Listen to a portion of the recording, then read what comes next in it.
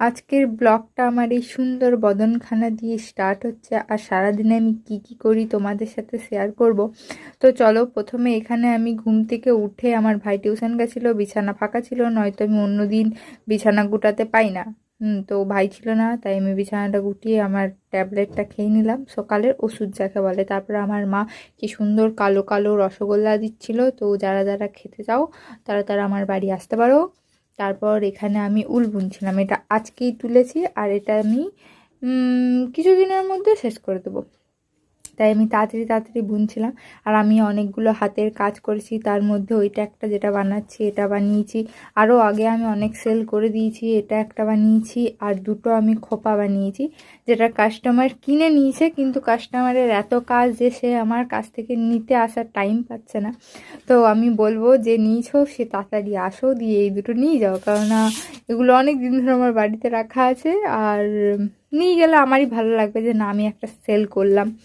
তো এগুলো সব সেল হয়ে যাবে দেখতে দেখতে। আর এখানে আমি আবার বুনতে শুরু করেছি, কারণ এটা আমি তাড়াতাড়ির মধ্যে শেষ করবো। আর এই যে এটা দেখো, রাত্রেবেলা এইটা আমি ক্লিপটা নিয়েছি, এটা আমি সকাল থেকে করে এতটা শেষ করেছি, বাদ বাকিটা দুদিনের মধ্যে আমি শেষ করে দেবো, ব্যাস। তারপরে আবার এখানে জেঠি আমার এই ড্রামটা কিনলো লাল রঙের, আর আমাদের ছাগলগুলো এইভাবে যাওয়া আসা করে, ওদেরকে ইগনোর করো। তারপরে আমি ভাত টাত খেয়ে একটু পেয়ারা খেলাম। তারপর আমি সন্ধ্যাবেলা গেছিলাম একটু বাজার মিষ্টি কিনতে। তারপর মিষ্টি কিনে আসার পর টাইম দেখি যে 10টা বেজে গেছে, আমার একটা ইনজেকশন আছে, তো সেটা নিতে আমি আবার গেলাম চিন্ময় কাকুর দোকান, তাই ওখান থেকে আবার নিয়ে এলাম। আর এই যে দেখো, আমি ভগবানের সব ভগবানকে একবারে ডেকে নিয়েছি। প্রথমে কিন্তু বিশ্বাস করো, আমার চিন্ময় কাকুর কাছে ইনজেকশন নিতে গেলে একটুও লাগে না, প্রথমে একটু লাগে, তারপর আর লাগে না। এখানে আমি না হাসতে শুরু করেছি, তুই কাকু বলছি নিঃশ্বাস নে, তখন আমি না এত জোরে জোরে নিঃশ্বাস নিচ্ছি, ঠিক আছে। তারপরে এখানে আমি ইনজেকশন নিয়ে বাড়ি চলে এসেছি। আর এখানে দেখো আমার কি স্মাইল, ইনজেকশন নিয়ে কারো এরকম স্মাইল হয়, আর আমি ওটা বলতে পারি না।